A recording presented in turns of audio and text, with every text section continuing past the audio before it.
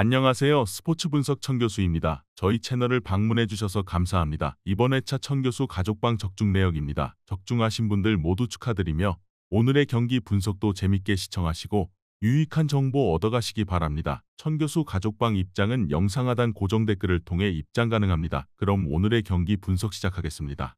7월 20일 일본 축구와 해외 축구 5경기 분석 시작하겠습니다. 첫 번째로 세레소 오사카 대 니가타 경기 알아보겠습니다. 먼저 세레소는 니가타를 상대로는 전체적으로 상성이 좋다. 세레소가 단단한 코어와 역습 성향을 보여줄 때 강력한 편이라서 니가타의 높은 점유율을 저격할 수 있을 만한 조건은 갖추고 있는 셈이다. 다만 16골을 넣고 있는 세아라 말고는 명확한 득점원이 없다는 점이 단점이다. 당장 득점 2위 선수들의 골은 2골에 불과하다. 득점에서의 꾸준함은 있지만 최다 득점 순위에서는 11호 딱 중위권 수준인 이유다. 이어서 니가타가 지난 시즌과 달라진 점은 수비력의 약화다. 사실 지난 시즌에도 점유율을 많이 가져간 것은 같았지만 안정성이 좋았던 지난 시즌과는 달리 올 시즌에는 내주는 기회의 허용률이 4번째로 높아지는 모습이 되었다. 특히 역습 성향의 팀에게 약할 수 있는 측면에서의 크로스나 세트피스 등 박스를 직접적으로 타격할 수 있는 패턴의 공세에 약한 모습을 자주 보여주고 있는 상태다. 일단 상성에서는 역습과 단단한 코어가 장점인 세레소가 앞선다고 보고 있다. 하지만 근소하게 우위를 점할 것으로 보인다. 세레소의 주포 이외 보조 득점원의 부재가 그 이유다. 따라서 2골 차이 이상의 스코어를 만들어내는 것은 어려울 수 있다. 이번 경기 세레소 오사카 승을 추천합니다. 핸디 언어버 및 최종 조합은 고정 댓글 링크를 통해 가족방에서 확인해주세요. 두 번째로 비셀고베 대 나고야 경기 알아보겠습니다. 먼저 고베가 무토나 오사코를 필두로 한 공격진들의 최근 컨디션이 나쁘지는 않다고 보고 있다. 문제라면 고베가 나고야 같이 라인을 내리고 버티는 팀들에게는 약했다. 최근 마치다나 지난 경기 사포로 전도 상대의 끈적한 수비의 무승부를 기록하는 것에 만족하고 말았다. 그래도 최근 나고야를 상대로는 3연승으로 페이스가 좋기는 한데 2골 차이의 승리를 기록한 것은 한 번뿐이었다. 이어서 나고야의 문제는 올 시즌 상위권을 만나면 무력하게졌다.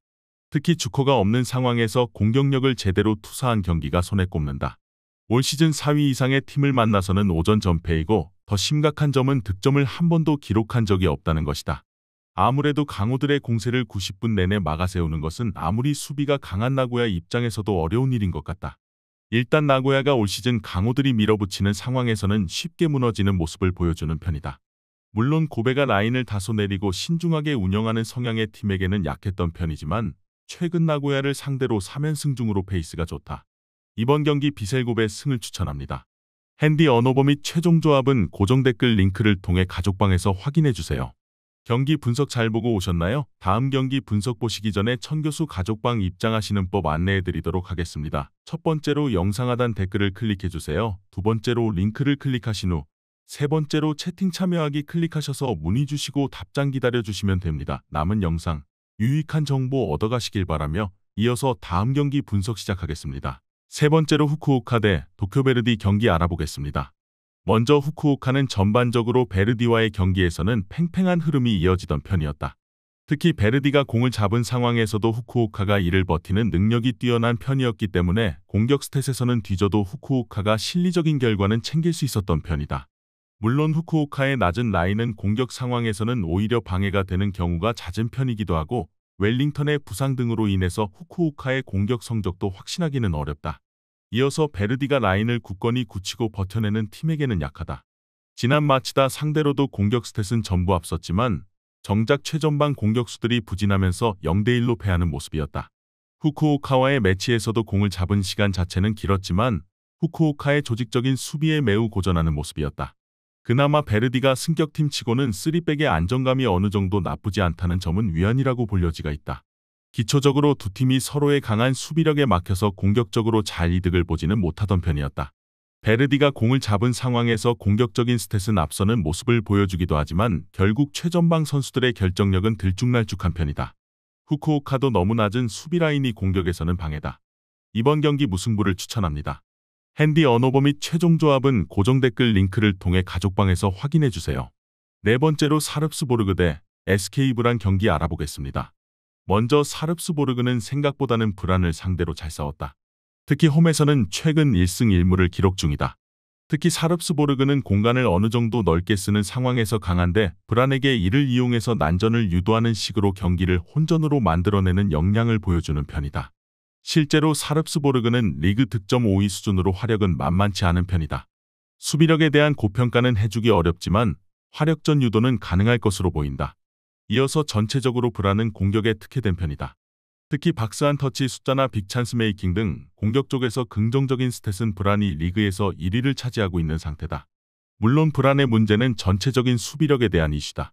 기초적으로 3위 이상의 팀들 중 가장 많은 실점을 허용하고 있고 특히 원정을 갔을 때에는 한 점대의 실점을 허용하는 등 기복이 없지는 않다. 생각보다 사릅스보르그가 난전을 유도하는 식으로 특히 홈에서 브란을 잘 상대했던 점에 주목해 볼 필요가 있다. 브란의 공격력도 무시할 만한 요소는 아니지만 수비에서는 최상위권 팀 중 다소 떨어지는 전력임은 분명하지만 기본적인 전력의 차이로 브란이 우세할 것으로 보인다. 이번 경기 SK 브란 승을 추천합니다. 핸디 언어버 및 최종 조합은 고정 댓글 링크를 통해 가족방에서 확인해주세요. 경기 분석 잘 보고 오셨나요? 다음 경기 분석 보시기 전에 천교수 가족방 입장하시는 법 안내해드리도록 하겠습니다. 첫 번째로 영상 하단 댓글을 클릭해주세요. 두 번째로 링크를 클릭하신 후 세 번째로 채팅 참여하기 클릭하셔서 문의 주시고 답장 기다려주시면 됩니다. 남은 영상 유익한 정보 얻어가시길 바라며 이어서 다음 경기 분석 시작하겠습니다. 마지막으로 몰데 대 오슬로 경기 알아보겠습니다. 먼저 몰데는 상위권 팀답게 자신들이 주도하면서 몰아붙이는 운영을 선호하는 편이다. 다만 너무 신을 내다가 실점 통제가 안 되어서 하위권 팀들에게 덜미를 잡히는 경우가 자주 나오는 편이다. 특히 에릭센과 굴브란센이 모두 없어 전방 자원들이 100%로 나올 상황도 아니다. 게다가 오슬로는 점유를 낮추고 속공 가는 상황에서 강한 유형이다. 몰데가 아주 유리한 상황까지는 아니다. 이어서 오슬로의 장점은 난전 유도 능력이다. 일단 44%로 낮은 점유율을 가져가는 원정에서 오히려 슈팅 전환율이 23%로 매우 높아지는 특성을 지니고 있다. 물론 상대에게 점유를 내주는 상황에서 강호들을 상대로는 전체적으로 승부를 팽팽하게 이어가는 것에 만족하고 있다. 올 시즌 6위 이상 팀 상대로는 승리가 없고 보데글림트를 상대로 원정에서 비긴 매치도 2대2로 팽팽했다. 몰데가 몰아붙이는 상황이 나올 것으로 보인다. 다만 오슬로가 역습 상황에서 매우 강한 유형의 원정 강자라는 점을 감안해야 한다. 물론 수비적으로는 오슬로도 높은 평가를 하기는 어려울 것이고 몰데도 어쨌든 점유율을 가지고 몰아붙이는 것으로 일관할 것이다. 팽팽한 흐름을 기대하는 것이 좋겠다. 이번 경기 무승부를 추천합니다.